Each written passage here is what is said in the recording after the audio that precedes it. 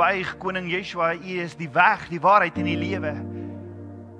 U is, ek is. En by U voete wil ons kom kniel en die albastervles breek in U voete salf. Ons wil net vir U dankie sê dat U voorsien, dankie dat U beskerm.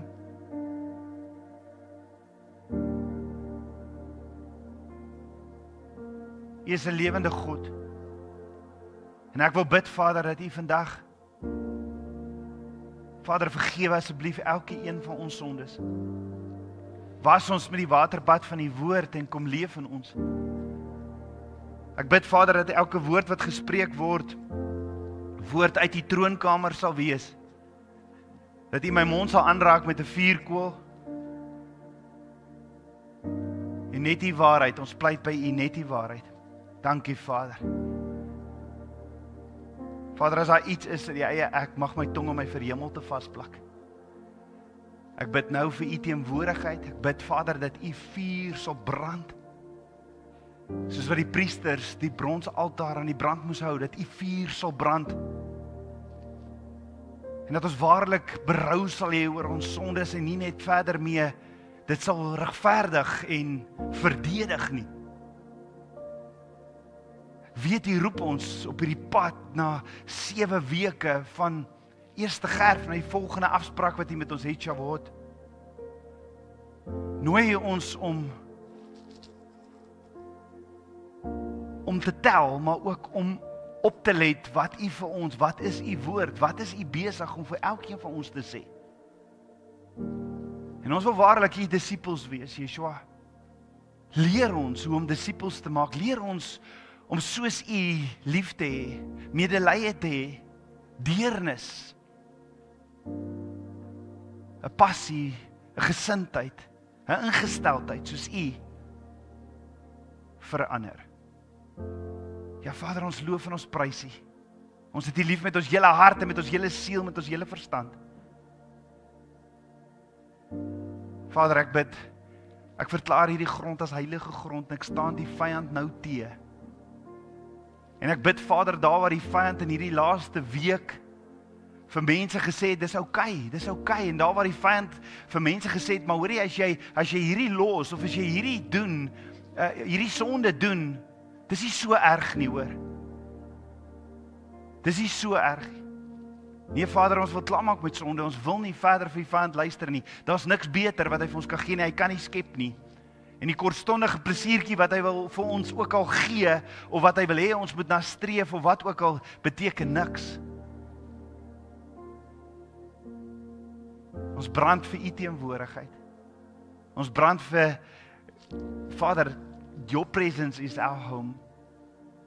Daarom wil ons bid, Vader, come have your way in this place. En Vader, ek ervaar net soos daardie babatjie daar agter, huil, uit desperaatheid uit.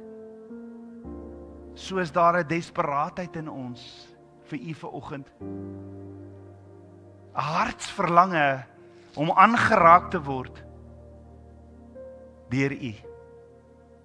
Kom vou ons toe met U liefde. Kom beklee ons met U waarheid. Ek bid dit alles in Yeshua, Messias se naam, die seun van Jotewaweh. Amen. Amen.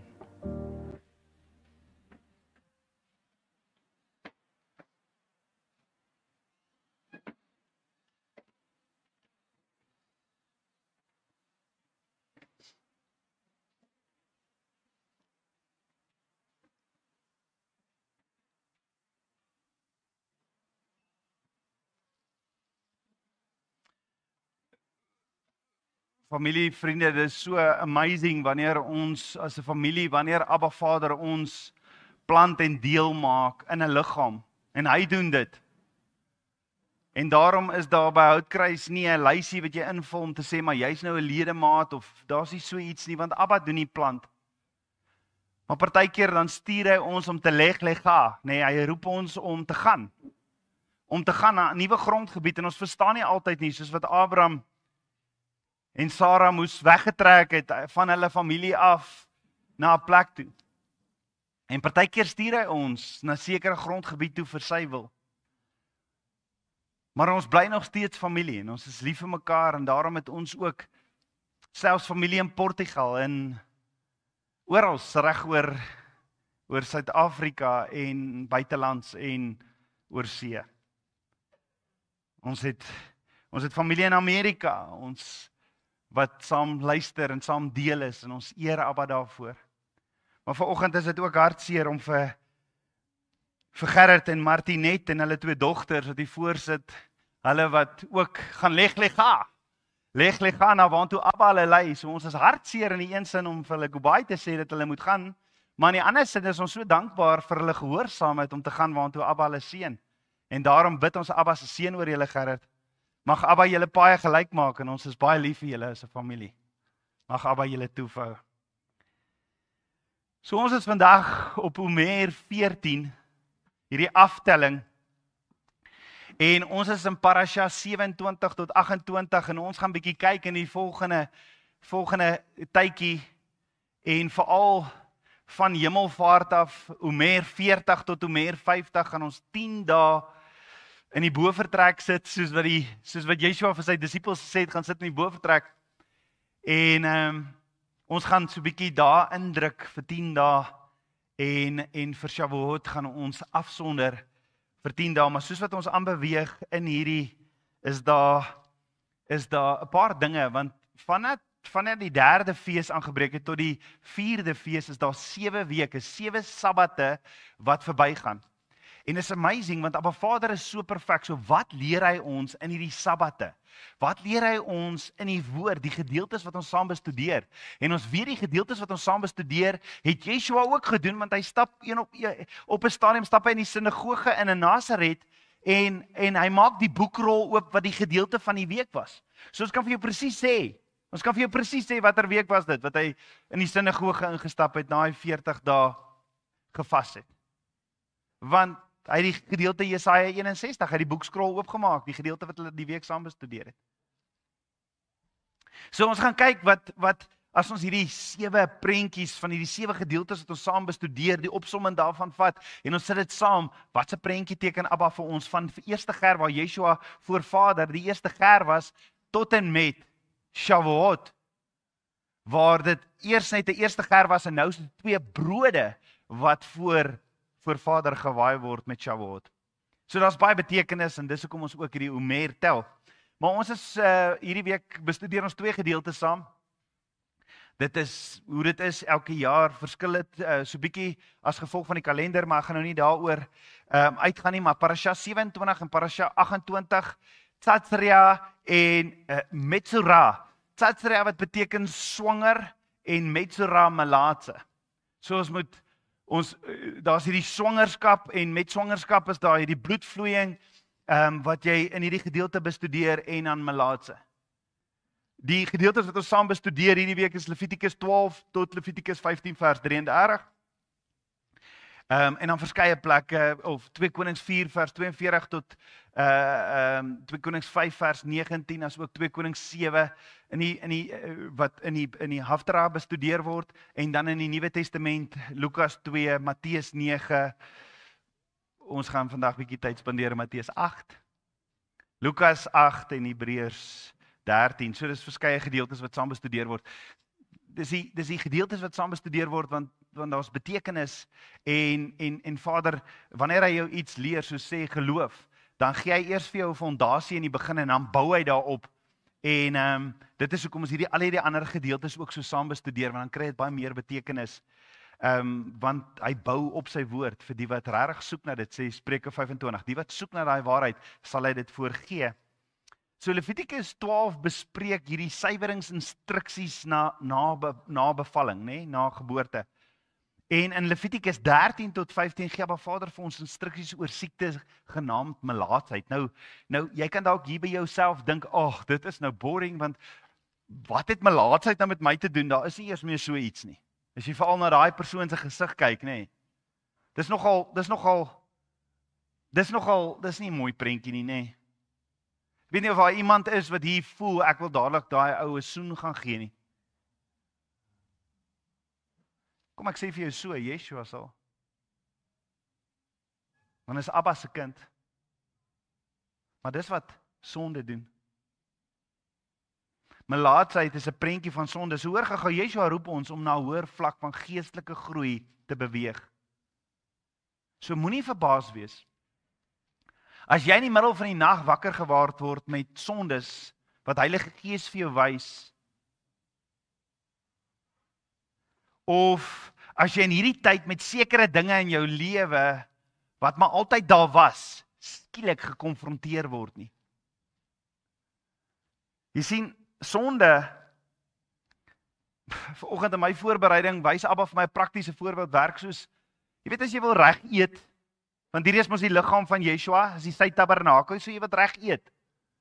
Maar sonde is soos wanneer jy kroek. Jy wil so graag reg eet, maar dan begin jy, ek gaan net hierdie een keer, gaan ek net gou-gou, ek gaan net uit my program uit, of my eetprogram, gaan ek gaan net een keer hierdie enetjie, net hierdie ietsie, jy verdien dit, jy was so lank so getrou en so, dis hoe sonde werk, hy kom sê vir jou, net hierdie vinnige sondetjie, niemand gaan weet nie, man. Niemand gaan weet nie. En dis hierdie stryd wat ons mee het die heeltyd. En moenie verbaas wees as Heilige Gees jou konfronteer met sekere sondes in jou lewe nie. Sekere pornografie waarmee jy besig is, sekere verhoudings waarmee jy besig is wat jy nie meer mee besig wees nie. Ek wil jou vra, as Heilige Gees jou konfronteer, doen wat hierdie Melaatse man gedoen het, hardloop na Yeshua toe. In beide hierdie week se gedeeltes of parasha Tatsria en Motzara word Abba Vader se onderrig en instruksies oor melaatsheid bespreek. Onthou, dis 2 weke na Pasga, na eerste gerf, na die Pasga feesseisoen. Nou ons moet onthou dat siekte 'n voortdurende herinnering is aan hoe dinge verander het sedert die sondeval van die mens. Toe Abba Vader alles geskaap het, het hy gesê dit was goed, dit was tof, dit was volgens skepingsdoel. Die sondeval was egter die begin van verval, verrotting, korrupsie en dood. Dis sonde wat maak dit ons so lyk. Miskien lyk jy nie so as jy vir jouself in die spieël kyk nie, maar hoe lyk jy in die gees? Wat is sonde nou weer? Sonde, 1 Johannes 3 vers 4 sê, elkeen wat sonde doen ook wetteloosheid. Met ander woorde is wanneer ek op 'n Vader nie gehoorsaam nie. So een van die oudste en die bekendste aftakelende siektes toestande is melaatsheid. In Hebreë Sarat. Melaatsheid moet daarom beide fisies en geestelik gesien word. So wanneer ons van Pesach, van eerste gerf na Shavuot toe beweeg, dan is daar 'n dieper prentjie. Dit gaan nie net oor hoe jy fisies lyk nie. Hoe lyk jy geestelik? So miskien kan ons na hierdie melaatsheid kyk om dalk ondersoek te doen, maar hoe lyk ek hier binne? Hoe lyk ek hier binne? Daarom word Tsarat of melaatsheid uitgesonder as 'n toestand van onreinheid, fisies en geestelik. En Abba Vader se ewige heiligdom, daar waar ons vir ewig saam met Yeshua gaan weet, is daar geen siekte, verrotting of dood nie. En daarom sê Paulus, vir my is die lewe Yeshua en die sterwe is absolute wins, want ons is klaar met hierdie fight teen sonde. Want ek probeer so hard om die dinge te doen wat ek wil, wat reg is, maar as ek my kry, dan doen ek die dinge wat verkeerd is. En daarom was dit ook nie in Abba Vader, was melaatsheid ook nie in Abba Vader se tabernakel toegelaat nie. Daardie geestelike onreinheid. In hierdie huidige dispensie van ons leef, ons as individue, Abba Vader, ons is heiliglik Abba Vader se tempel en hy roep ons as priesters. En daar's 'n sekere rol en ons gaan kyk wat het dit te doen met die melaatsheid. So ons kan dus slegs in Abba Vader se teenwoordigheid staan indien ons rein en heilig is. En daarom het ons vir Vader die grond, maar lyk ek soos hierdie man? Lyk ek so in die gees? Want sonde veroorsaak geestelike melaatsheid wat die mens onrein maak. En as jy nie daarmee deel nie, kan jy na Abba Vader se teenwoordigheid kom nie. En daarom is die vraag vandag, besef ons regtig wat Yeshua vir ons 14 dae terug, 2000 jaar gelede gedoen het? Besef ons wat hy vir ons gedoen het? Ons weet Abba Vader gee duidelike instruksies oor hierdie tel van die Omer. En vandag is Omer 14, so sink dit by jou in wat Yeshua vir ons gedoen het, dat hy ons nie net kom reinig, ons kom genees het van die fisiese seer en pyn nie, maar ook van die geestelike. So ons gaan vandag kyk na 'n geval, na 'n Malaatse man wat Yeshua ontmoet het in Matteus 8. Nou net so 'n bietjie agtergrond, in Matteus 8 tot 12 teken in Matteus 'n reeks wonderwerke aan wat deur Yeshua verrig is. Hy noem 9 onder andere, maar daar was baie. Hy maak bekentenis aan 9 spesifiek Matteus, want Matteus se evangelie gaan daaroor dat hy vir die Jode vertel maar dat Yeshua is koning. So nou wys hy maar die werke wat Yeshua doen, dis die Messias hoor. Mense kan nie dit doen nie. 'n Malaatse genees. So in Matteus 8 vers 1 staan, en toe hy van die berg afkom, dis na sy bergpredikasie, het groot menigtes hom gevolg. Hoekom? Dit was nie omdat hulle hom lief gehad het nie. Dis ongelukkig. Dit was nie omdat hulle hom aanbid het nie, dit was nie omdat hulle hulle het gesien wat hy doen, maar hulle was meer nuuskierig geweest, omdat hulle nog nooit iemand met soveel gesag hoor praat het nie, en hulle het nog nooit iemand gesien wat mense kon genees nie. Hy het 'n groot skare gelok en het agter hom aan van die berg af gekom, en hulle is almal gereed om te sien wat gebeur. En hier kom sommer die eerste geval. Iemand wat nie daar mag wees nie. Vers 2, Matteus 8, en daar het 'n Malaatse man gekom, en voor hom neergeval en gesê, Here, as U wil, kan U my reinig.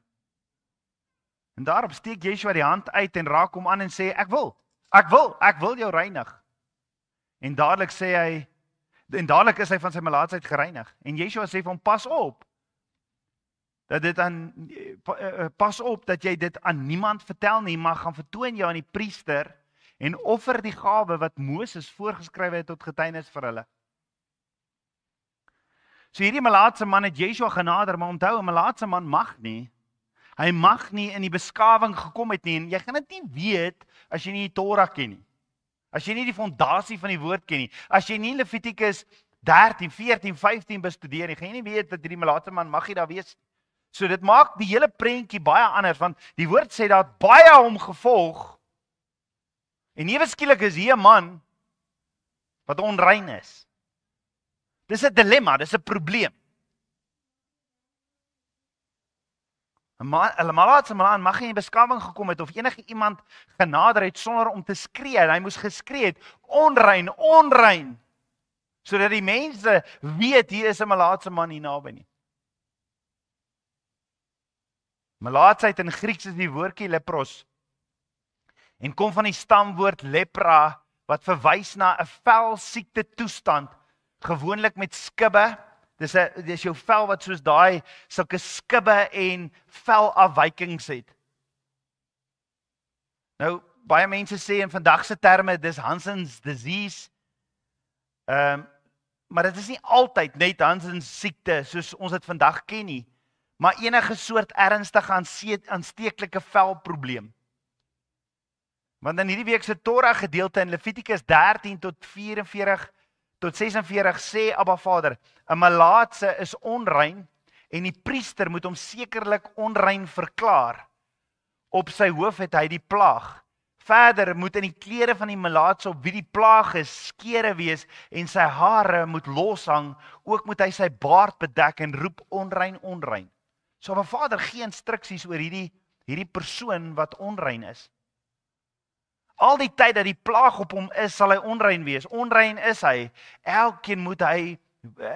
Onrein is hy. Alleen moet hy woon. Buite kan die laar moet sy woning wees. So Abba Vader gee vir ons in Levitikus hierdie duidelike instruksies van iemand wat so onrein is, wat so malaats is. Jy sien, lepros simboliseer nie net fisiese siekte nie, maar ook geestelike onreinheid. Nou as iemand gehoor het jy is melaats of lepros of die Hebreë woord sarat, dan het hulle nie gekyk na hierdie siekte op jou vel nie, maar hulle was meer bekommerd oor jou geestelike toestand hier binne. Want melaats was nie net die manifestasie, melaats was die manifestasie in die natuurlike, dis wat jy gesien het.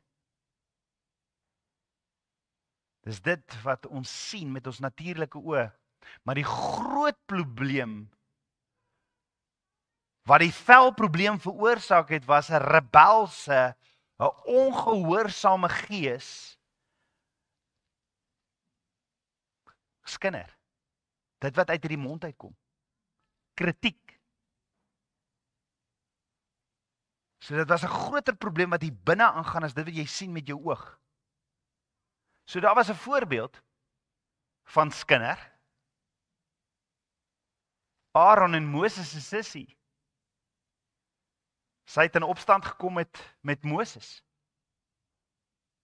Sy het in opstand en sy het sleg gepraat van Moses en sy moes uit die kamp uitgaan. Sy moes gaan afsonder het. Naaman in die woord. Naaman het nodig gehad om gereinig en genees te word van 'n onrein geestelike kondisie. Hoogmoed het hom so vol gemaak van homself. En net soos Naaman kom ons almal op plekke in ons lewens waar ons genesing en reinheid nodig het. Nou, net soos daar meer as een soort kanker is daar verskillende soorte melaatsheid en daar's baie debatte oor, het jy dit nou so en dat sarat is nie heeltemal melaatsheid en so nie, maar kom ons kyk na die geestelike. Wat wil Abba vir ons leer? Maar die verskil is, daar is party wat minder ernstig as ander is. Die melaatsheid wat hierdie man gehad het, was ernstig. Want hy's afgesonder, die priester het gesê, hy mag nie onder gewone mense, hy moes heeltemal afgesonder wees. En hierdie man het Yeshua desperaat genader, want hy was van die samelewing afgesny. Die tipe melaatsheid wat hy gehad het, staan in ons dag, soos ek genoem het, nou bekend as Hansen's disease. En dit word veroorsaak deur bakterieë wat die vel en senuwees aanval, sodat jy geen gevoel meer het nie. Dis hoekom jy dit sien. Jy sal nie eers agterkom as jy op 'n stuk glas trap nie. Of jou hand op 'n vuurwarm stoofplaat sit nie. Jy sal nie eers agterkom nie. Want hy vat heeltemal jou senuwees, pak hy aan. Hierdie melaatsheid, hierdie Hansen's disease. Hierdie bakterieë val jou beenmerg ook aan. Die bloedtoevoer na jou vingers en tone word feitelik heeltemal afgesny. Jou vingers en tone word letterlik deur jou liggaam geabsorbeer. En onthou net so in te hakkie, want ons kyk na die fisiese, ek praat oor die fisiese, maar onthou die geestelike, ons is ledemate. En wanneer ons sonde toelaat binne in die liggaam, dan jou vingers en tone word letterlik deur jou liggaam geabsorbeer. Hulle sê hierdie siekte, hierdie melaatsheid kan blindheid veroorsaak. Wat ook sin maak weer in die geestelike, want jy gaan nie die woord wil lees nie, jy gaan nie woord in die tyd wil spandeer nie, jy gaan sê, nee Rolf, jy weet jy wat, jy gee nou heeltemal te veel, ons kom nooit by dit uit nie, ons het nie tyd om woord te spandeer nie. Nee, jy het al hierdie dit is blindheid. Dis wat melaatsheid doen, daar's 'n geestelike toestand hier binne in jou. En hierdie siekte veroorsaak blindheid. As jy siekte het, val jou tande ook uit en jou stembande verswak, sodat jy met 'n rasperige klank praat. Met ander woorde, jy wil nie meer tussen mense kom self nie. So jy gaan nie kerk toe kom nie. Gewasagtige swelsels en swere vorm op jou liggaam. Die etter wat uit hierdie wonde uitloop, gee 'n verskriklike stank af. En die persoon se vel begin kleur verloor, hy word dik en voel skibberig. Nou hierdie siekte is deur kontak met die persoon of sy klere net so. Daarom gee Abba Vader hierdie streng voorskrifte en instruksies in Levitikus 13. 'n mens kan ook aansteek deur hierdie bakterieë in te asem. Melaatsheid kan 'n hele dorp en samelewing uitwis en daarom moes siektes of op 'n afstand buite die kamp bly. Ek wonder net, ons is op pad na Shavuot toe en ons is besig om die hele tyd te kyk oor disippels maak en die roeping wat Yeshua vir ons het, maar wat breek die liggaam af? Is dit nie daardie onrein goeders wat ons nog toelaat nie? Is dit nie sondes wat ons lewens toelaat nie? Dat ons nie in die roeping kan stap wat Abba Vader vir ons het nie? So verder met in hierdie klere van die melaatse op wie die plaag is, moet daar skere wees. Hy moet sy klere skeer en sy hare moet lang moet loshang. Hy moet sy baard bedek en heeltyd uitroep onrein, onrein. Kan jy dink hoeveel eensaamheid veroorsaak dit? Al die tyd wat hierdie plaag op hierdie ou is, sal hy onrein wees. Die siekte het vreeslike eensaamheid veroorsaak, want jy mag nêrens tussen mense kom nie. So wat van jou vrou en jou kinders? Jy moes heeltemal uit die stad uit gegaan het. Die vriende en familie kon nie eers die ou besoek nie. En onthou, hulle het nie daai tyd WhatsApps gehad nie. Facecall. So hierdie man se desperate nadering wys, hierdie melaatse man wat Yeshua nader, wys dat hier is 'n begeerte.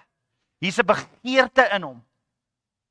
En in Lukas 4 vers 27 sê Yeshua self, en daar was baie melaatses in Israel in die tyd van Elisa, die profeet, en nie een van hulle is gereinig nie, behalwe Naaman die Siriër. So melaatsheid was so 'n siekte wat nie sommer genees kon word nie. Hier kom Yeshua af van die bergpredikasie waar hy sy disippels leer oor disippelskap, en raai wie kry hy eerste? Die melaatse man. Het Yeshua dit geweet? Absoluut, hy is die Alfa en die Omega. So die eerste ding wat hy genees is daardie onrein goeders hier binne, daai dinge wat jy toelaat, daardie sondes wat jy in jou lewe toelaat. Abba Vader gee aan Moses en Aaron voorskrifte in Levitikus 13 oor hoe om hierdie te diagnoseer, hierdie melaatsheid. En sê as iemand 'n swelsel, 'n uitslag of 'n ligte vlek op sy vel kry, wat dalk melaatsheid is, moet hy na die priester gebring word. En dan het die priester die plek ondersoek en as die hare wit geword het, en dan het hy begin tekens skry. So die persoon sou dan onrein verklaar word en dat hy melaatsheid het. En as dit nie is nie, moet die priester, dan moes hierdie persoon in afsondering gewees het, en as die priester 7 dae moes hierdie persoon geïsoleer het, en dan kon hy weer gekom het na die priester toe vir ondersoek.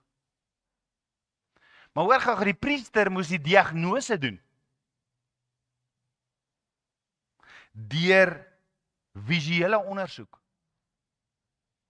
Ek wonder wat sal vandag gebeur as ons dit opvat, dat Abba Vader sê, ek en jy is 'n heilige priesterdom wat verkondig, wat moet verkondig van die deugde van ons wat in die duistere is na die lig toe, as ons mekaar gaan begin ondersoek. Nou, Paulus praat daarvan, hy sê, ons moet mekaar vermaan. Maar ons het so versigtig geraak en so jellyrig, want as ek jou vermaan oor 'n sonde, dan verlaat jy die kerk of jy verlaat ons.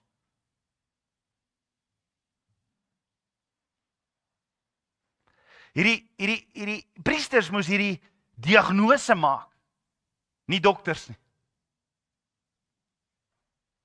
En met versigtigheid, nê? Met versigtigheid. En dan was daar tydelike isolasie. En rein of onrein word verklaar deur die priester, nie 'n dokter nie.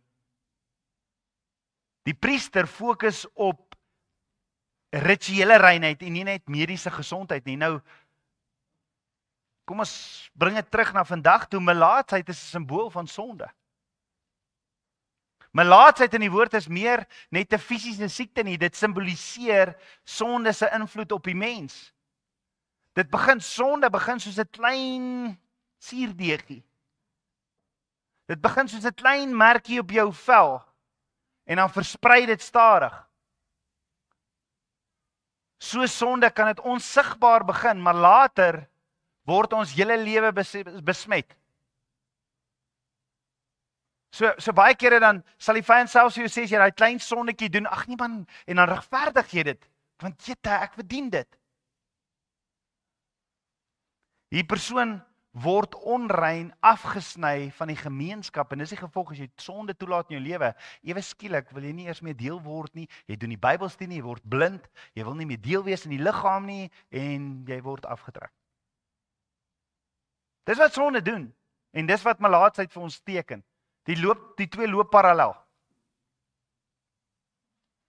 Verder doen sonde skei ons van Abba Vader. Daar kom 'n skeidsmuur weens sonde tussen my en Abba Vader. En net 'n priester mag bepaal of iemand rein of onrein is. Net so Yeshua is ons hoëpriester wat ons ondersoek en reinig en Heilige Gees sê vir ons, hoor hierso is sondes in jou lewe.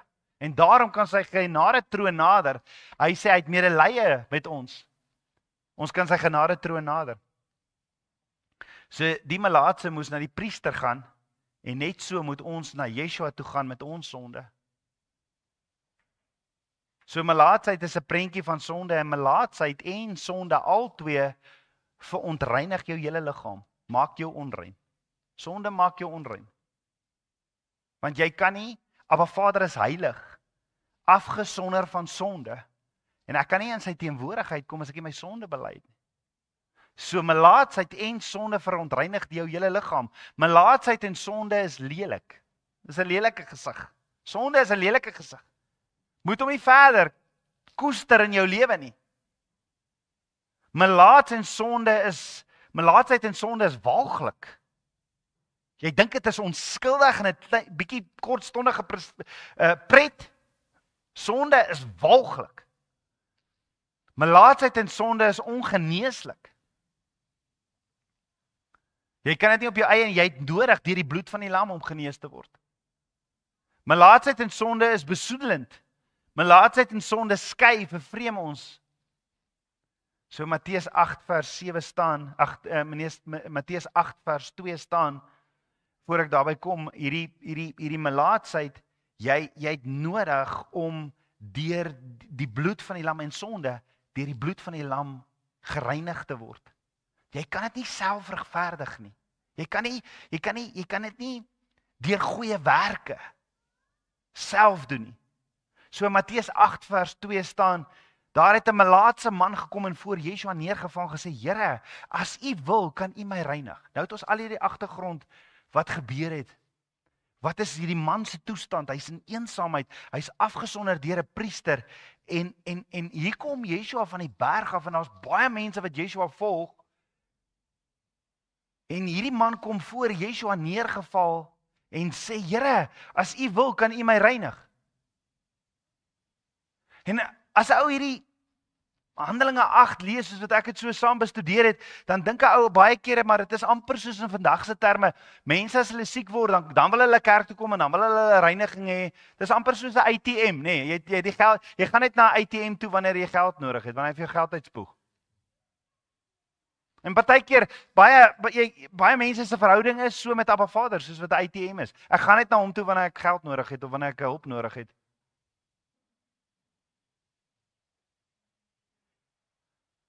So hierdie man kom val voor Yeshua neer. As U wil, kan U my reinig. Met wat se houding kom hierdie man? As U wil, is hy in opstand teenoor Yeshua? Is hy in rebellie teenoor Yeshua?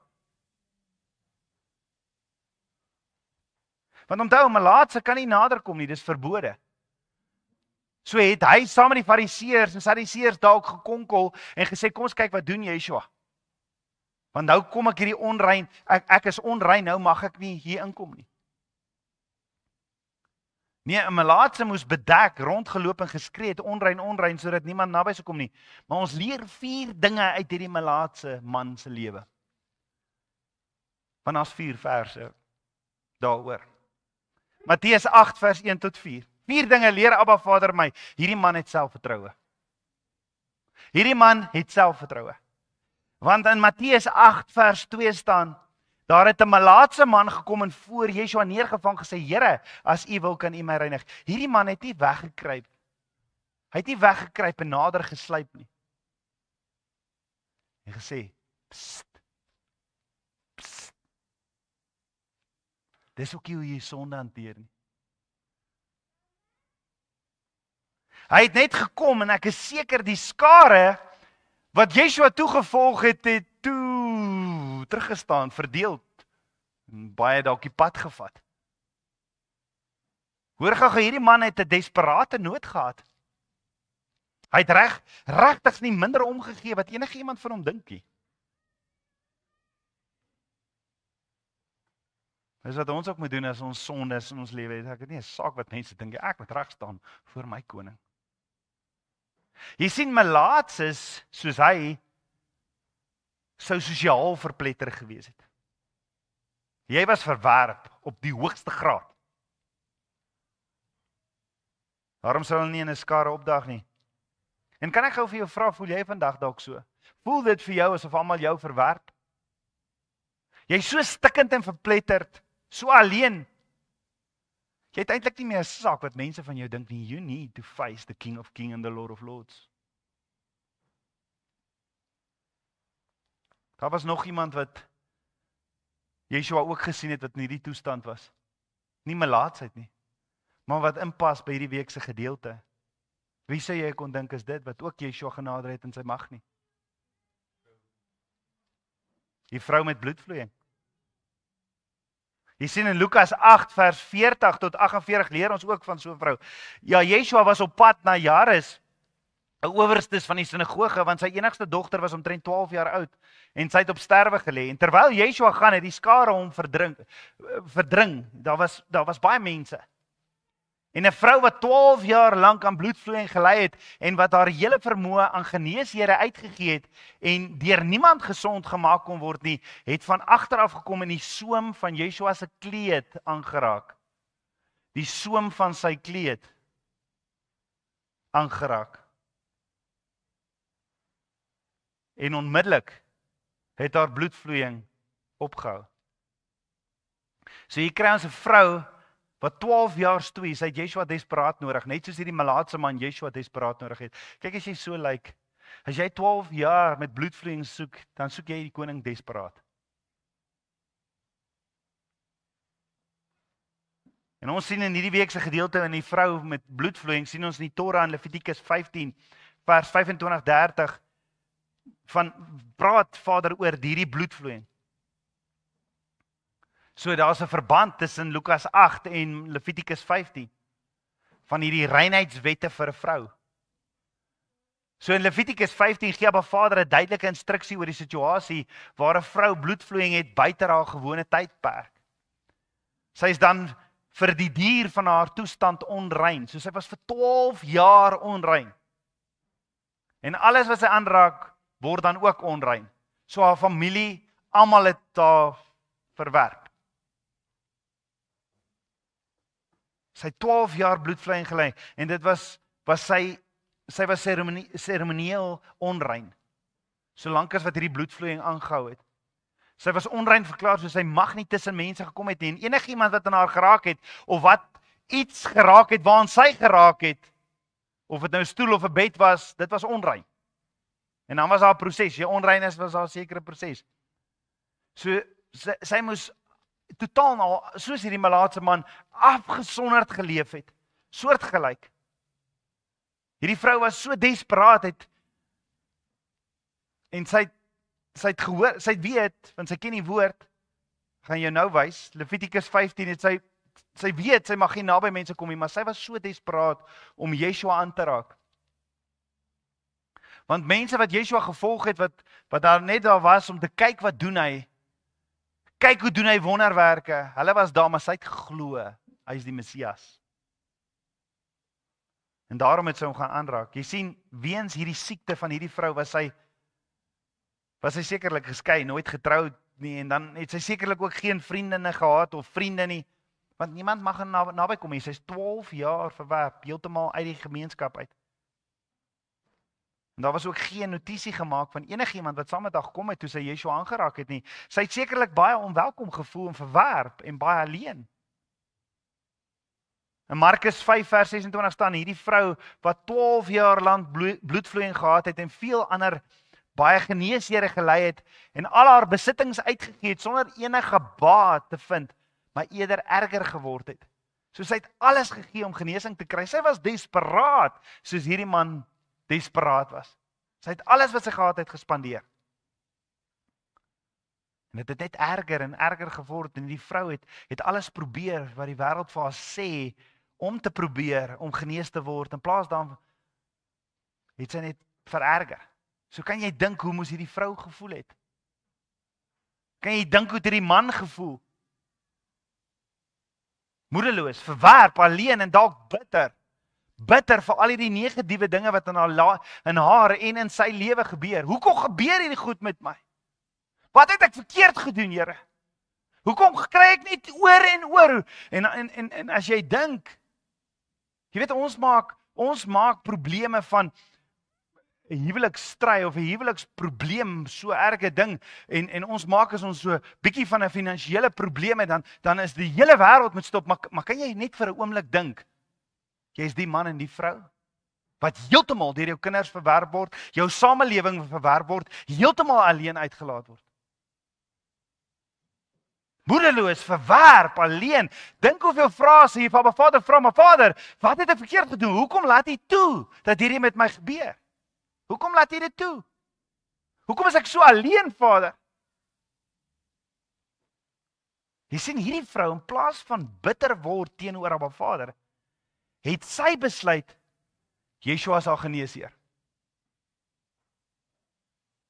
Haar Messias. En dit tussen die mense in beweeg, maak nie saak wat hulle dink of wat hulle sê nie, in geloof. En Lukas 8 vers 44 sê, sy het van agter af gekom en die soem van sy kleed aangeraak. En haar bloedvloeiing het onmiddellik opgehou. Die King James sê, she came behind him and touched the border of his garment. Border in Hebreëus is die woordjie tzitzi. Tzitzi. En die tzitzi is hierdie toutjies wat gevleg is, wat hang aan die talit. En 'n talit is 'n prayer shawl. Dis nie 'n Joodse ding of niks nie, is 'n prayer shawl, dis waarmee jy jou toemaak. In afsondering. Toemaak en jy bid in afsondering by Abba Vader. Onthou, in daai tyd het hulle nie, elkeen het 'n gebedskamer gehad nie, so almal saam in een vertrek geslaap. So jy het afgesonder onder jou prayer shawl. En is nog steeds vandag lekker om onder 'n prayer shawl in afsondering te bid, Baba. Die talit is opgemaak uit Hebreëse woorde wat beteken small, little, intent of covering. Met ander woorde, 'n klein tabernakeltjie met jy jou toegooi. In 'n afsondering by Abba. Nou hierdie vrou gryp aan hierdie tzitzi vas van Yeshua. En volgens Numeri 15 vers 38 tot 41 beteken dit, as jy aan hierdie tsitsies vashou, dan moet jy dink aan die beloftes en die gebooie wat Abba Vader jou gee. So jy hou vas. So hierdie aksie van haar om hierdie tsitsie te gaan vasgryp, was sy, Abba, ek sal aan U beloftes vashou. Yeshua, ek glo U is God, ek sal aan U beloftes vashou. Ek weet ek mag nie in U kom nie, maar ek weet ook wat U woord sê, daar's 'n belofte en daarom kon ek onder U vleuels in, ek gryp vas aan U belofte. Hierdie vrou besluit, ek het nodig om hierdie belofte vas te gryp. Wat 'n belofte? Sy het aan Abba Vader se belofte in sy woord vasgekleef, maar haar geloof het oorgegaan in aksie. Die belofte waaraan sy vasgekleef het, is in Maleagi 4 vers 2 waar daar staan, maar vir julle wat my naam vrees, sal die son van geregtigheid opgaan en daar sal genesing onder sy vleuels wees. Met ander woorde, buiten dat sy gehoor het dat Yeshua genees, dat Yeshua die Messias is, weet sy ook dat hy die geregtige van God is en dat daar genesing onder sy vleuels is. Daarom is hy 'n saak wat mense sê nie. Hy is die hoëpriester. Ek gaan hom nader. Hierdie vrou se geloof het vir haar gesê, as ek net onder sy vleuels kan inkom, as ek net in sy teenwoordigheid kan, as ek net aan sy talit kan raak en hom kan herinner aan sy beloftes. Daar's geen opstand soos wat ons kom. Here, hoekom laat hierdie nou met my gebeur? Hoekom doen nie? Daar's nie daai rebellie nie. Daar's nie daai opstand nie. As ek net onder U vleuels kan kom. As ek U net kan aanraak. Hierdie vrou was desperaat. Sy was so alleen vir so lank. Miskien voel jy vandag soos omdat jy oor praat, voel jy so desperaat.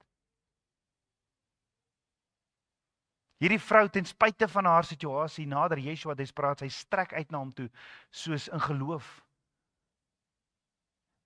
Hierdie vrou was totaal geïsoleer, net soos hierdie man van melaatsheid, maar hulle doen iets, hulle reageer in geloof.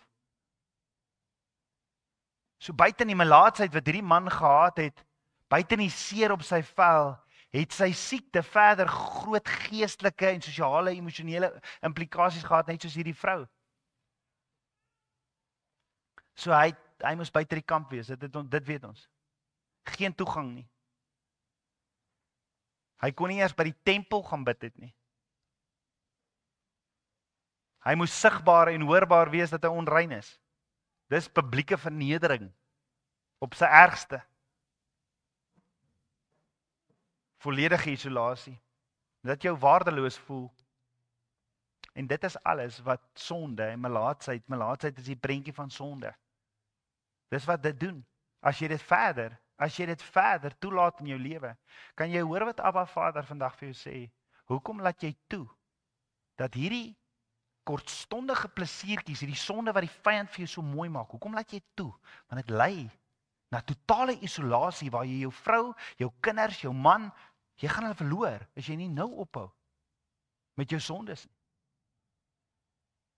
Jy sien hierdie malaatse man, net soos die vrou het bloedvloeiing, is alleen, is geïsoleer en geweldig desperaat. Maar wat doen Yeshua telkens as jy hom nader?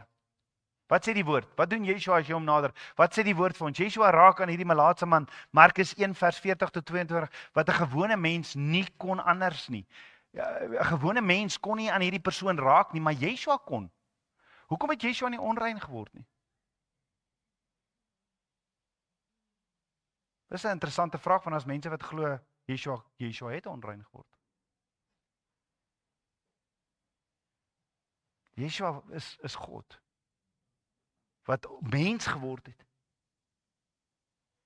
Yeshua herstel nie net hulle liggaam nie, maar albei se plekke, hierdie man en hierdie vrou se plekke in die gemeenskap, en hy bring waardigheid. En dis 'n pragtige, kragtige prentjie wat Abba Vader vir ons skilder van hoe Yeshua, die wat hom desperaat nader, herstel en genees. En ek weet nie of jy ver voel van Yeshua af, of jy hom nie hoor nie, hy gee jou die geleentheid om hom te nader. So hierdie man hardloop na Yeshua toe, en hy val voor Yeshua neer op sy knieë. As u wil, kan u my reinig. Wat is Yeshua se reaksie? Yeshua raak hom aan en sê, ek wil, word rein.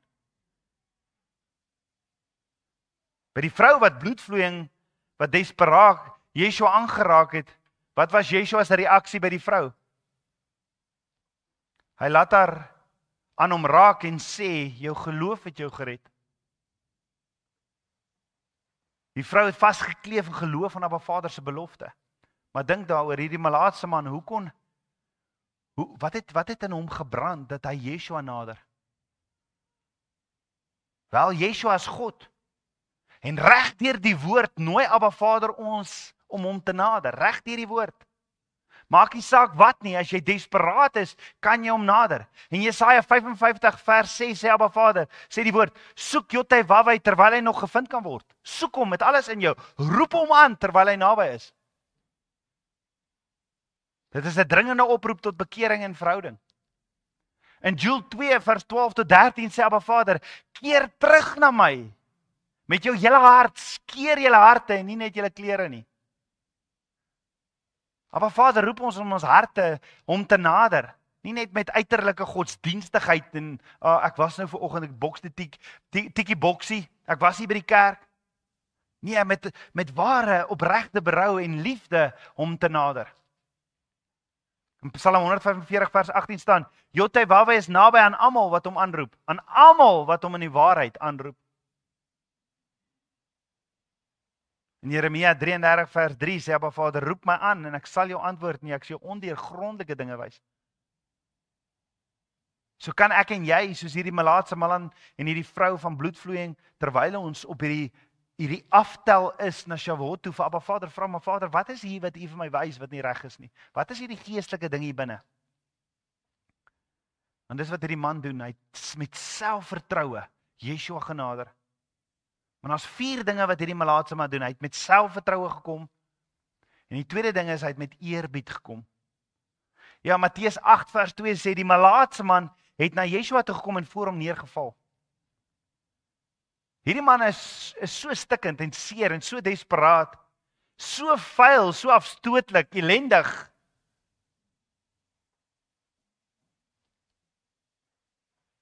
Maar hy kom met aanbidding, hy val voor Yeshua se voete. Die man val voor Yeshua se voete en sê meneer. Hy sê nie meneer nie. Hy sê nie meneer nie. Hy sê Here. Totale respek. Hierdie man het geweet wat ander nie weet nie. Hy het geweet, hy val by die voete van God. Hy het geweet, hy nader die teenwoordigheid van God. Hoor gou die oorspronklike woord sê Matteus 8 vers 2, and behold, there came a leper and worshipped him. Ek hou meer daarvan, die Afrikaans sê net dat hy by Yeshua se voete geval. Die oorspronklik sê, he worshipped him, saying, Lord, if thou wilt, thou cast me clean. He worshipped him. Hierdie malaatse man het by Yeshua se voete geval en hom aanbid. Die Griekse woordjie vir hierdie aanbid is die woordjie proskeneu. Raai wat beteken proskeneu? To kiss. Om te soen. Ware aanbidding is soos om te soen. Wat openbaar soen? Wat openbaar soen? Wat is 'n soen? Gaan jy sommer enige iemand soen? Gaan jy hom soen? Jy soen vir die wat jy lief is, nee, is 'n intieme daad. Net soos aanbidding, die intense ding wat ek en jy kan ervaar. Dis die aanbidding en die hoogste vorm van aanbidding as ek die woord bestudeer, dis om hom te soen en in daai intieme plekkie te gaan en te sê, maar kom leer my. Dis om by ons koning se voete te val en hom te aanbid. As jy hom so aanbid, is soos om te soen. So as jy hom aanbid, sien jy dit, dis hoe ek Yeshua aanbid, dis hoe ek en jy dit moet sien, om by sy voete te val en om hom te soen. Nie om aanbidding te doen en sê, ag jete, kyk nou, dans daai ene.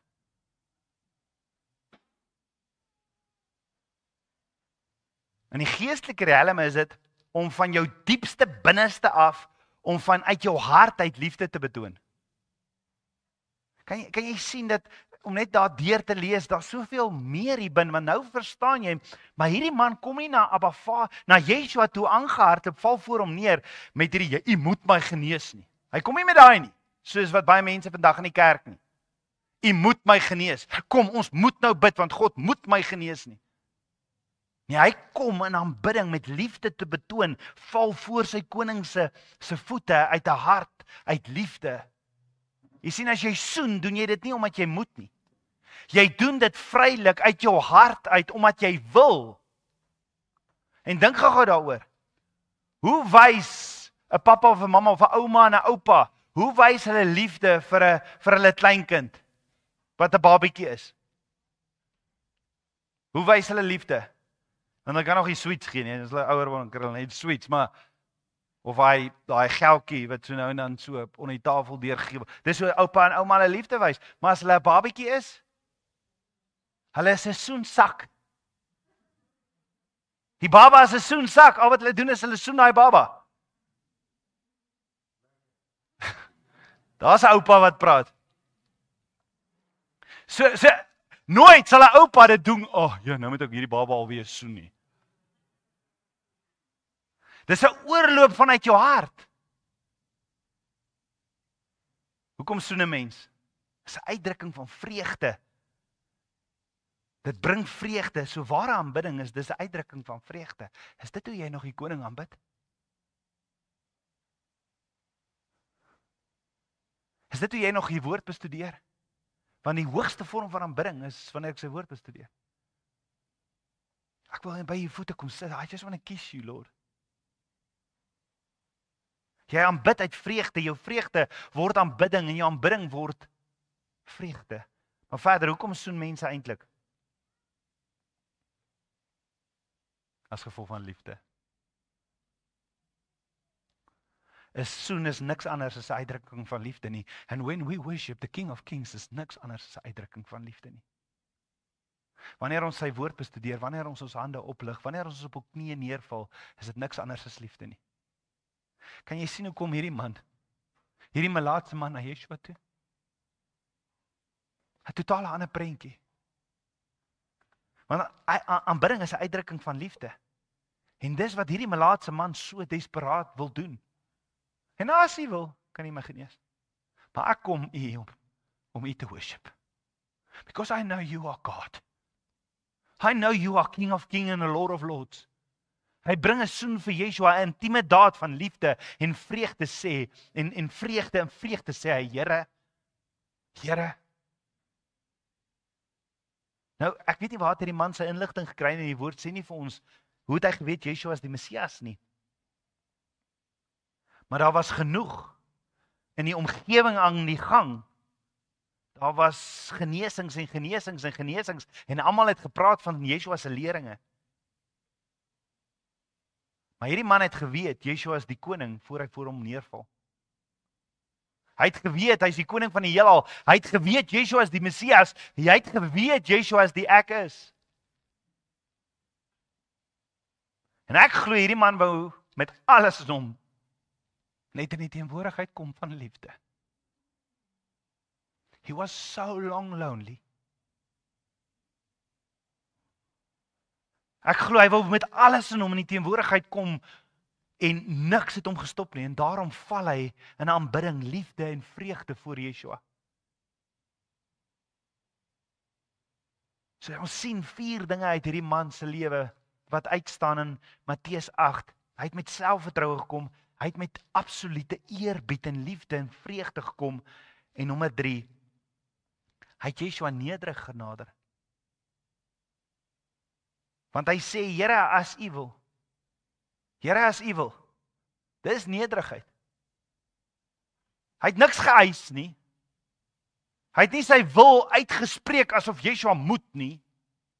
Want dis wat ons mos deesdae met gebed doen. Hy het nie gekom en al die redes gelys waarom Yeshua hom moet genees nie. Hy het ook nie gekom om probeer om eie waardigheid, sy perfekte lewe of hoe hy alles probeer te bevestig nie. Hy was nie bitter nie, hy het nie in rebellie gekom en siekte oor hierdie siekte dat Abba Vader hom genees nie. Hy het nie gekom met dit nie. Soos wat baie mense doen. Hoekom Here, hoekom doen U oor dit? Hoekom doen U dit oor my pad? Hoekom gaan dit so swaar met my? Hoekom in hierdie opstand nie? Dis nie hoe hy gekom het nie. Hy het nooit oor sy begeertes gepraat, niks nie. Hy het net gesê, ek wil, Here, as dit U wil is, as dit U wil is, as dit U wil is, Here. Ver van goed wat jy vandag hoor waar mense genesing eis. Hierdie man het niks geëis nie. Kom ons bly by eis net op tennis. As jy teen my speel, gaan jy 'n paar kry. Eise. Hy het gekom met 'n soen, liefde, nederigheid en aanbidding. Nooit vir enigiets gevra nie, net gesê, Here, ek weet U kan. Maar as dit U wil is. Dis 'n manifestasie van 'n suiwer hart. 4 dinge staan uit oor hierdie melaatse man. Hy het gekom met selfvertroue, hy het gekom met eerbied, hy het gekom met nederigheid en die laaste een, hierdie melaatse man het gekom met geloof. Hy sê, Here, as U wil, kan U my reinig. Met ander woorde, hy herken niks is vir God onmoontlik nie.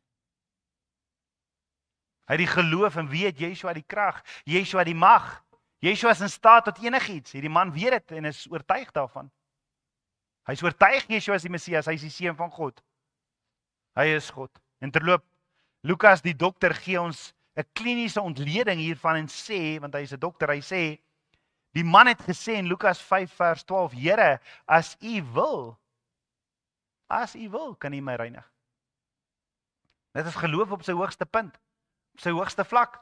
Want hierdie man weet dat Yeshua in staat is en so ontwerp hy hom, hy onderwerp hom totaal en al aan Yeshua se soewereiniteit. Net hy wil, ek gaan niks eis of verlang of ek weet hy kan net as hy wil. Maar ek val voor die voete neer want ek het alle eerbied vir u. Dis ware geloof wat sê, Here, ek weet u kan, maar net as u wil. Here, ek weet dit gaan moeilik in my verhoudings, ek weet dit gaan moeilik in my finansies, maar Here, ek weet u kan, maar net as u wil. Maar wat my betref, ek sal u aanhou aanbid. Ek sal u aanhou soen. Ek sal aanhou my vreugde geniet by u, nie by wêreldse goeders nie. En dis die hoogste vlak van geloof. Wat het toe gebeur? Matteus 8 vers 3 staan, daarop steek Yeshua die hand uit en raak hom aan en sê, ek wil. Ek wil. Word gereinig en dadelik is hy van sy melaatsheid gereinig. Hierdie man het nie geweet nie, ons ken die storie, hierdie man het nie geweet dis wat die gevolge gaan wees. En ek dink die fariseërs het seker mal gegaan en die mense het na hulle asems gesnak. Want eerstens, die onrein persoon mag nie in die teenwoordigheid kom en nog minder moet jy hom aanraak. Inteendeel, Levitikus 5 vers 3 sê jy mag nooit die onreinheid van 'n mens aanraak nie. So hoekom sou Yeshua hom aanraak as Yeshua kan onrein raak? Dis 'n vals doktrine om te sê Yeshua kan onrein raak. Weet jy wat dink ek? Is 'n melaatse, 'n man wat so lank in isolasie en alleenheid is, sy grootste hartsbegeerte. Hy kyk lankal nie meer vir homself in 'n spieël nie. Hy's lankal nie meer ge-worried oor sy looks nie. Hy's lankal nie meer ge-worried oor wat mense van hom sê nie. Ek dink 'n melaatse man wat so lank in isolasie is, sy hartsbegeerte is om aangeraak te word deur liefde homself. Liefde homself het hierdie man aangeraak. Jy weet, Yeshua hoef hom nie aan te geraak het nie. Yeshua hoef nie. Yeshua kon net gesê het, jy is genees. Maar nee, Yeshua het met sy hand hom aangeraak en gesê, ek wil word gereinig. En dadelik is hy van sy melaatsheid gereinig. So kan ek jou vra, as jy desperaat op soek na liefde, kom in sy teenwoordigheid. Wanneer ons aan onrein raak, word ons onrein, maar wanneer Yeshua aan onreinheid raak, gaan die onreinheid weg. Wanneer ons aan 'n siekte raak, word ons besoedel, maar wanneer Yeshua aan 'n siekte raak, word dit gereinig. Want dit is wie hy is, hy's God. Dis Yeshua. En dis dis daardie Messias wat ek dien. Matteus 8 vers 4 sê verder en Yeshua sê vir hom: pas op dat jy dit aan niemand vertel nie, maar gaan vertoon jou aan die priester en offer die gawe wat Moses geskryf het tot 'n getuienis vir hulle. Kan jy dink, ek meen, hoe moes hierdie ou nou stil bly?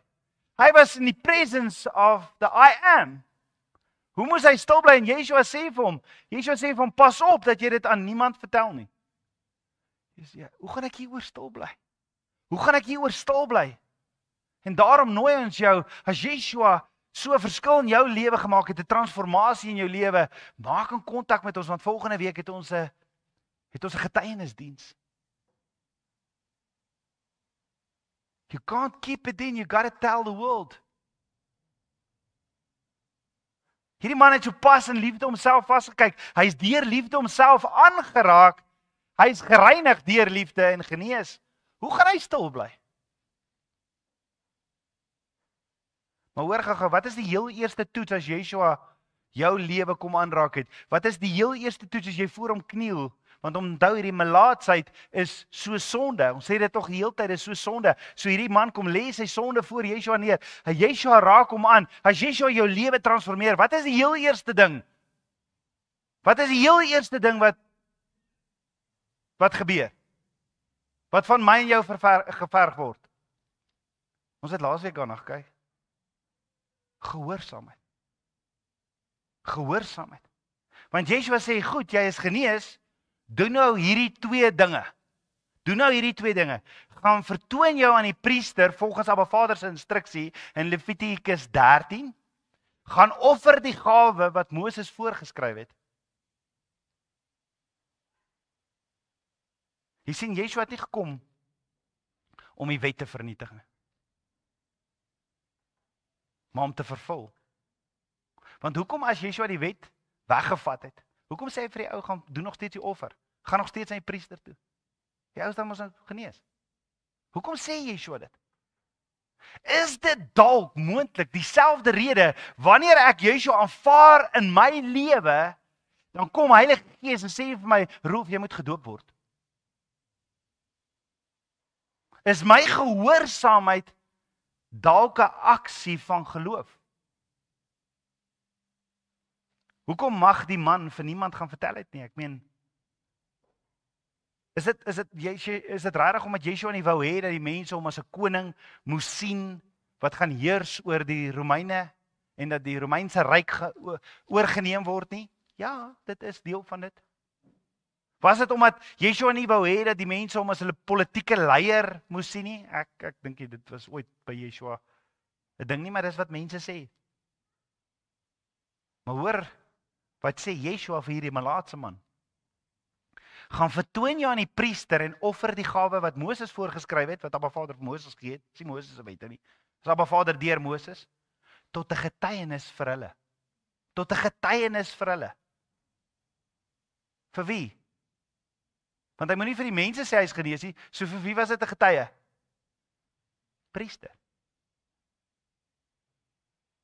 Hoekom moes hy homself aan priesters toon as 'n getuienis? Nou daar was 'n hele proses volgens Levitikus 14 waardeur die priester moes gaan voor hy iemand as reinig verklaar het. Byvoorbeeld, as hy nou na die priesters toe gegaan het, die priester het hom gesê, "Wel, Levitikus 14 sê dat jy die tempel, jy mag nie by die tempel kom nie. Die priester moet die tempel verlaat en na die melaatse toe gaan." Net soos wat Yeshua sy koninkryk verlaat het en na ons toe gekom het wat vol sondes is.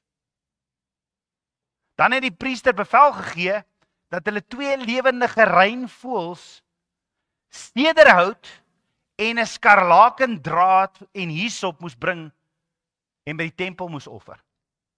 En dit was 'n profetiese prentjie en jy kan geluister na die parashas in hierdie week, praat ek oor hoe dit alles wys na Yeshua se kruisiging.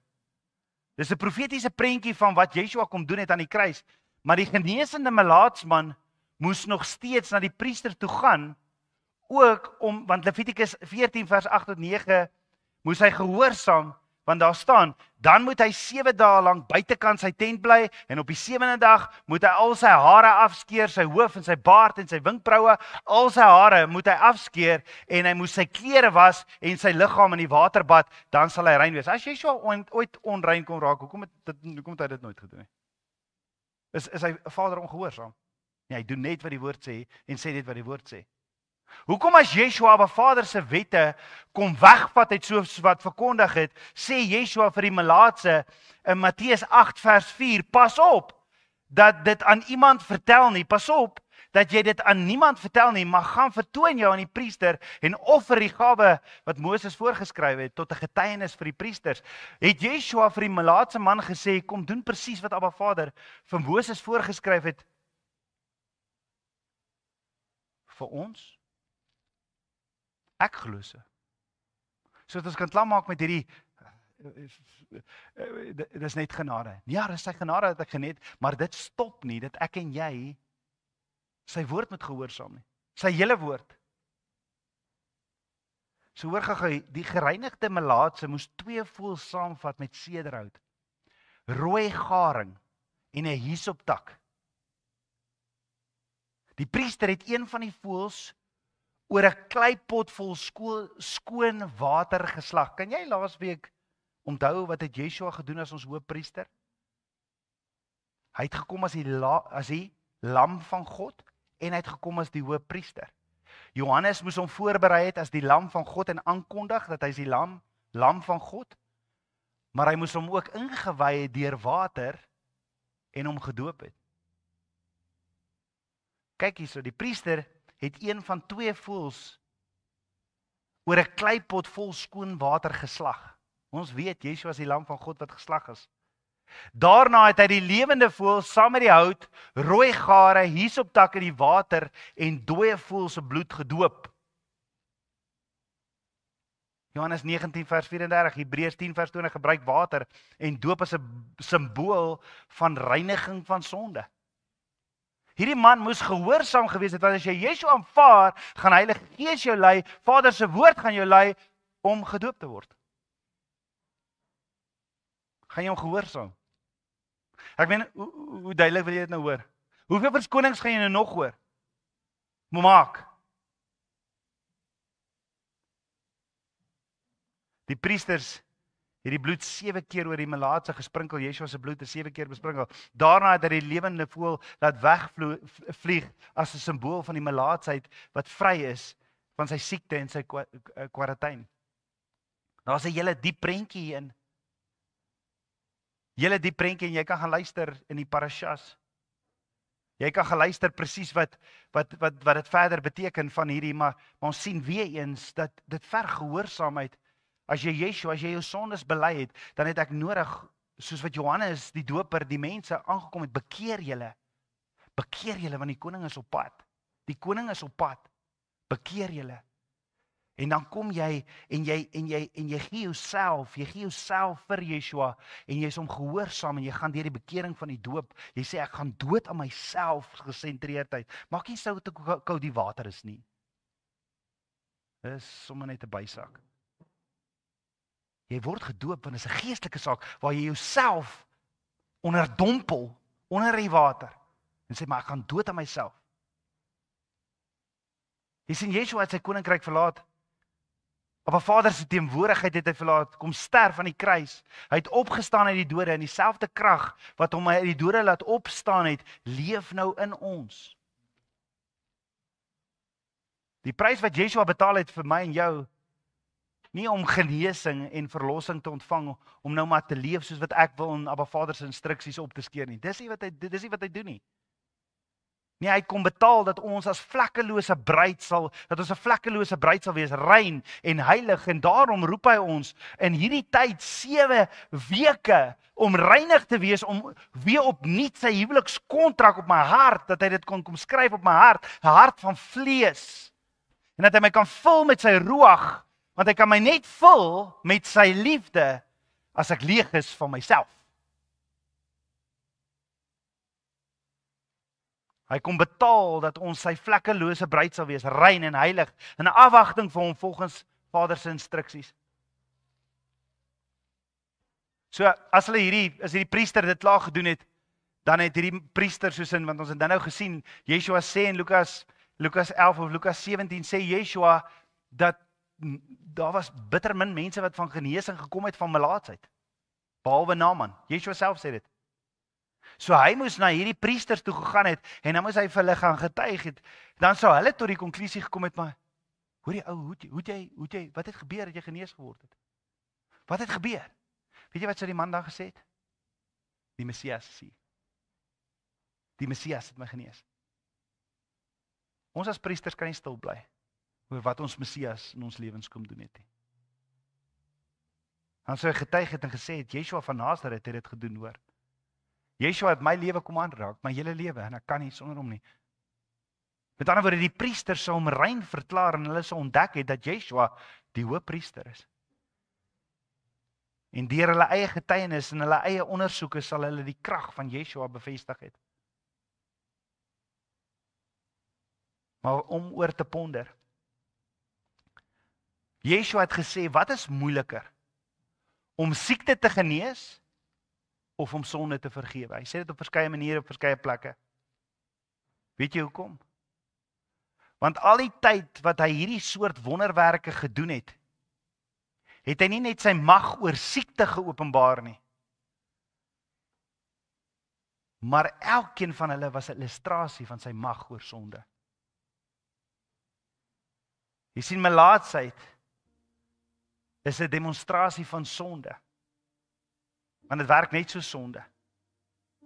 Sonde is deurdringend.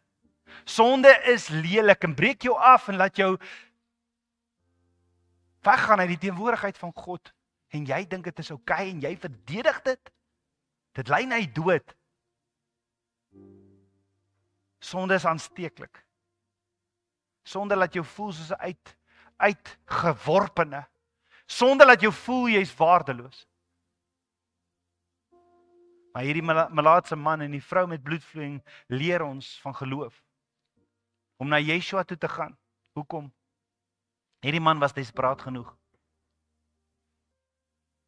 En dis presies wat met bekering gebeur. As jy wil regtig klaarmaak met sonde, gee Abba vir ons 'n patroon. Gee Yeshua vir ons 'n patroon. Jy moet desperaat hom nader. Dis nie daai van kom Sondag en kom na die altarkol toe en gee en dan Maandag dan loop ek weer groot. Sê ek sal weer Sondag aan die altaar. Dis dit nie hoor. Vals prentjie. Bekering is wanneer ek desperaat koning Yeshua nader en sê Yeshua, ek sukkel met hierdie in my lewe.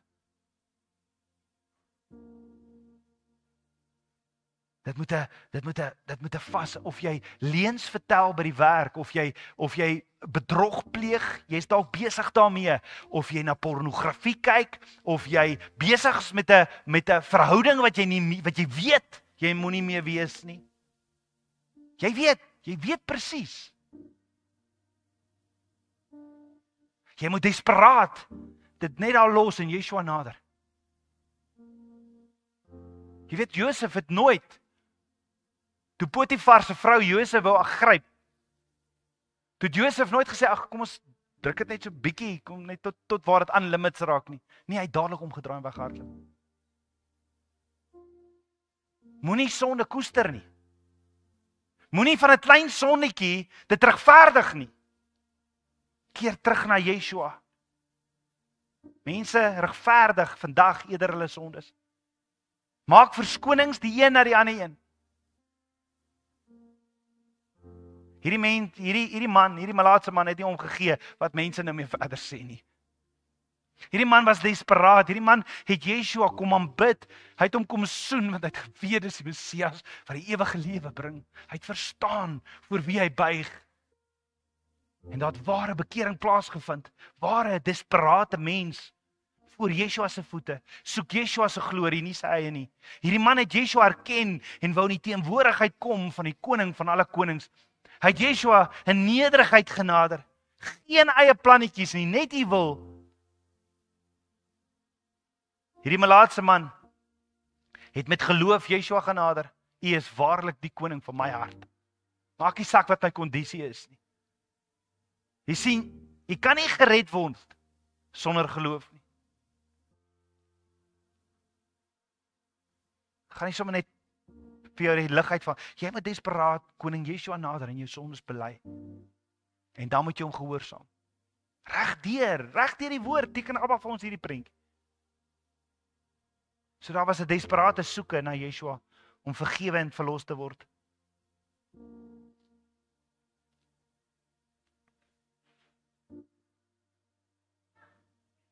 Dis alles ware verlossing. Wat ware verlossing vereis. En ek wil gou vir jou vandag sê, as jy dink daardie melaatsheid is erg, sonde is baie erger.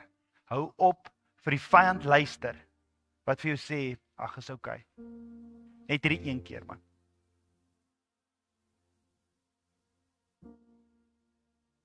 So Yeshua sê, wanneer jy gered word, moet jy twee dinge doen. Gehoorsaam aan Vader se instruksie, Sondag nie meer nie, en gaan wys jou aan die priester. Hy het na die priester toe gegaan en daai hele prentjie van die doop, hy het gehoorsaam wat Yeshua sê. Dis deur die bloed van die lam en deur die woord van ons getuienis wat ons die vyand oorwin. Daarom laat jou lewe getuig. Laat jou lewe getuig. Nie net verbaal nie. Laat jou lewe getuig hoe jy klaar maak met sonde. Dat mense sien Yeshua het jou hele lewe kom verander. So waar hier in Matteus 8 waar Yeshua hierdie malaatse man genees, sien ons werklik die hart van Yeshua as ons hoëpriester. En ek moet hiermee afeindig. Is dit nie vir ons 'n voorbeeld as priesters van ons hoëpriester hoe hy gereageer het nie? Openbaring 1:6 sê ons is sy priesters. So wat se karaktereienskappe van Yeshua kan ons hieruit leer en wat in ons moet wees? Want soos wat Yeshua disippels kom maak het, so moet ek en jy. En wat se karaktereienskappe toon Yeshua hier aan hierdie malaatse man? Yeshua het medelee en genade. Yeshua slat hom nie daar met 'n Bybel dat hy die kant toe trek omdat hy onrein is en omdat hy sonde toelaat in sy lewe nie. Yeshua sê vir hom, ek wil jou genees. Ek wil jou genees. So as priesters moet ons 'n gesindheid hê van Yeshua. Vir die wat stikkend is, die wat verwerp is, die wat alleen is. Want daardie mense smag vir liefde. Nog iets wat Yeshua ons leer as disippels van Yeshua is Yeshua se aanraking. Yeshua sê hierdie liggaam het hy den duur gekoop so ons kan ander gaan aanraak met Yeshua se hande en met sy voete na ander toe gaan.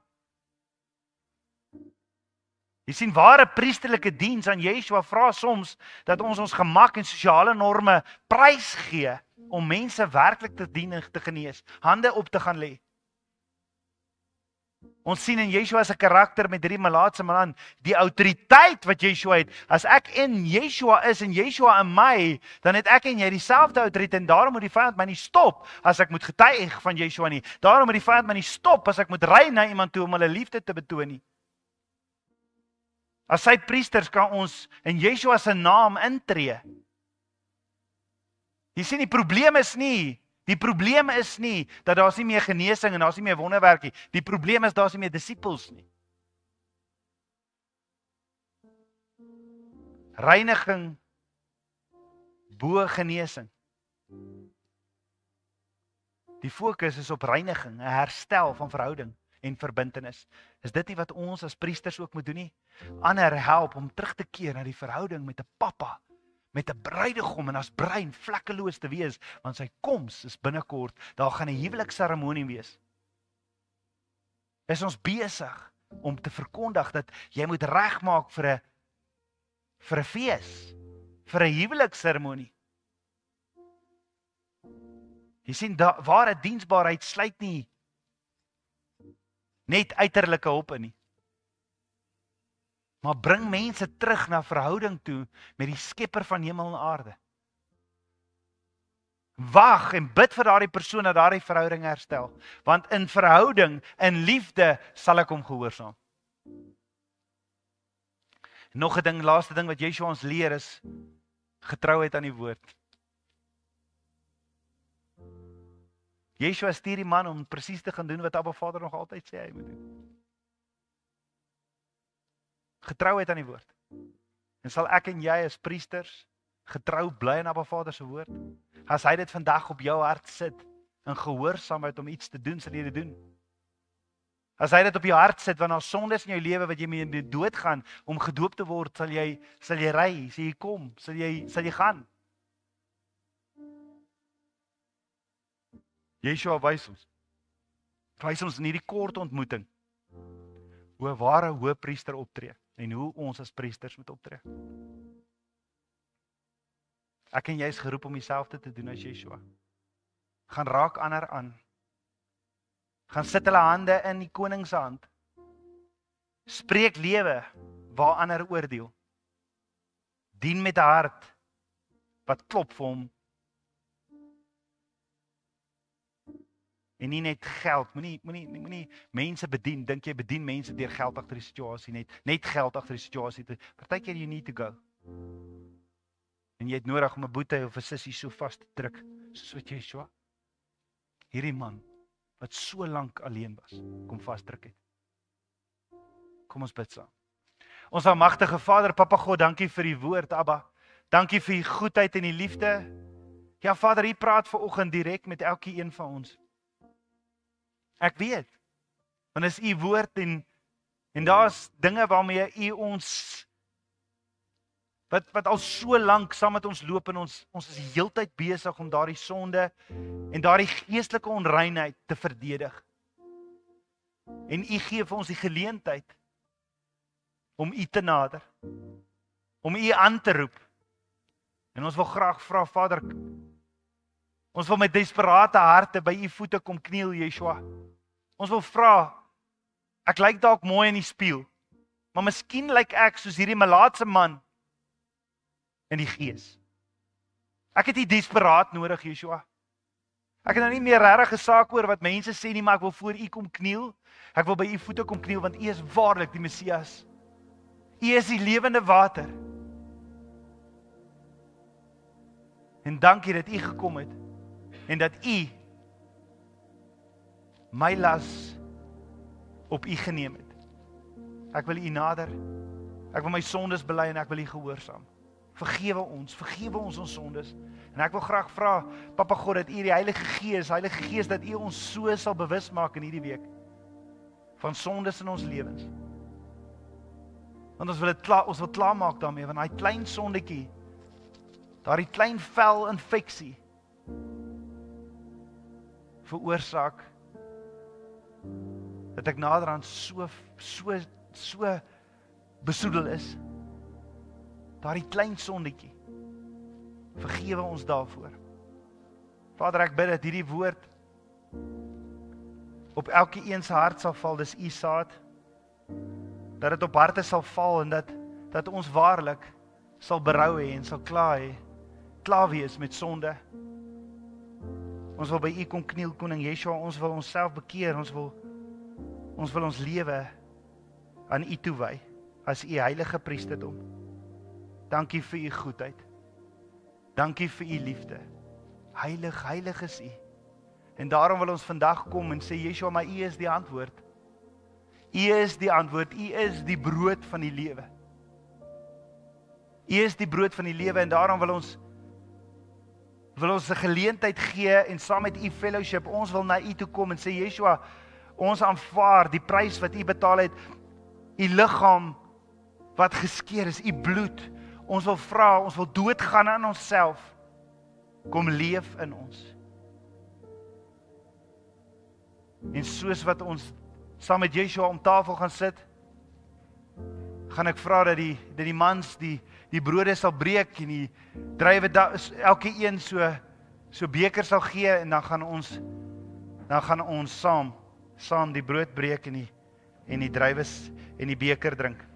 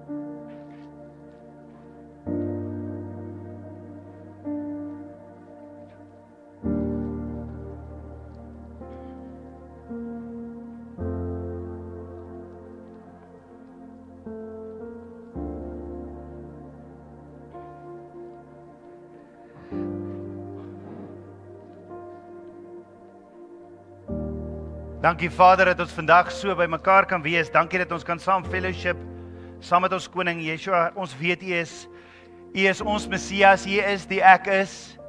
U is 'n lewende God.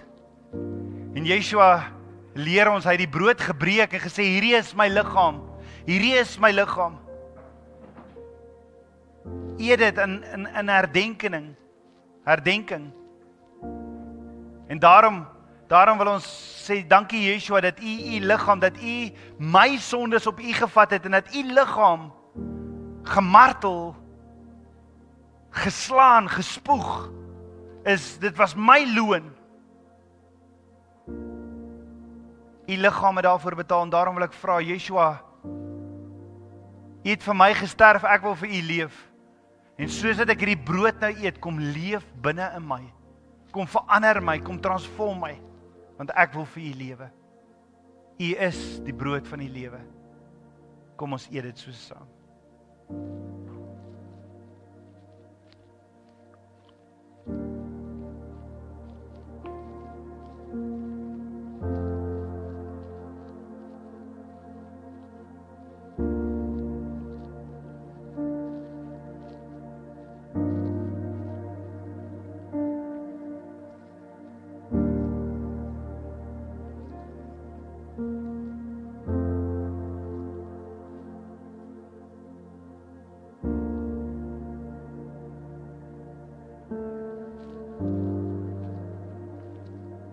Dankie Koning Yeshua vir die prys wat u betaal. Yeshua het die beker geskink en gesê, hierdie is my bloed. En ons weet, toe hy dit doen, toe hy die beker skink, toe was dit die derde ding wat gedoen word wanneer jy in 'n verloving ingaan. Die eerste ding is, jy moes die prys betaal het. En dit het Yeshua betaal, hy het die prys betaal vir ons. Hy het die loon van sonde, het hy betaal. Tweedens, jy moes die huwelikskontrak aanvaar het. En dit is wat ons doen, Koning Yeshua, ons aanvaar u huwelikskontrak, u 66 boeke, geen ander nie. Hierdie is u huwelikskontrak, ons aanvaar dit.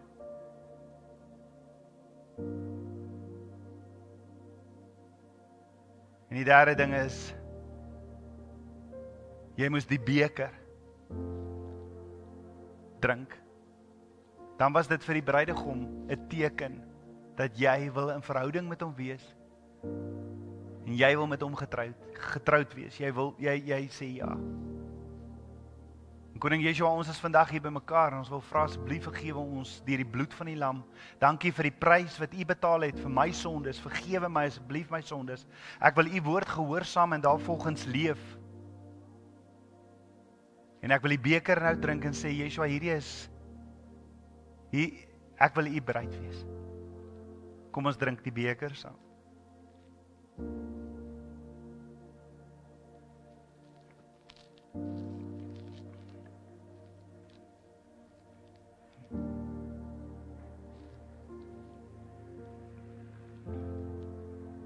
Dankie Vader, ons loof en ons prys u. Dankie vir u goedheid en u liefde. Dankie dat u met ons is en dat ons u kan nader. Dankie Yeshua. Soos hierdie melaatse man, soos hierdie vrou met bloedvloeiing, gee u ons die geleentheid om by u voete te kom sit en net te sê, Koning Yeshua, asseblief vergewe my. Vergewe my my onreinheid. Vergewe my. Was my skoon. En kom leef vir my. Dankie vir u goedheid. Dankie vir u liefde. Vader, ek bid u seën soos wat u sê ons met die seën uitspreek oor mekaar. Varecha Adonai vishmarecha. Yair Adonai panavilecha vichuneka. Yesa Adonai panavilecha viasem lecha shalom. Aber Vader sê hy sal jou seën en hy sal jou behoed. Aber Vader sê hy sal sy aangesig oor jou verhef, oor jou laat skyn en hy sal jou genadig wees. En hy sal sy aangesig oor jou verhef en hy sal vir jou shalom vrede gee. Dankie Koning Yeshua. Die liefde is amazing en ons eer u daarvoor. Die teenwoordigheid is tasbaar. We love your presence. En dankie. Vader, ek wil vandag elke een hierso en elke een wat luister net sy hand so in u hand kom sit. En ek wil bid, Abba, dat U liefde so deur hulle sal so deur hulle sal gaan, dat U geset liefde so deur hulle hande, deur hulle arm, deur reguit na hulle hart toe sal gaan, en dat U hulle hart so sal aanraak met U liefde. Want U is liefde. Ek weet dit is U hartsgebed, Yeshua, want U tree in vir ons, U bid vir ons. En dankie vir U teenwoordigheid. Ons loof en ons prys U. Ek bid dit alles in Yeshua Messiah se naam, die seun van Jotewawei. Amen. Amen. Baie dankie julle. Shalom, shalom.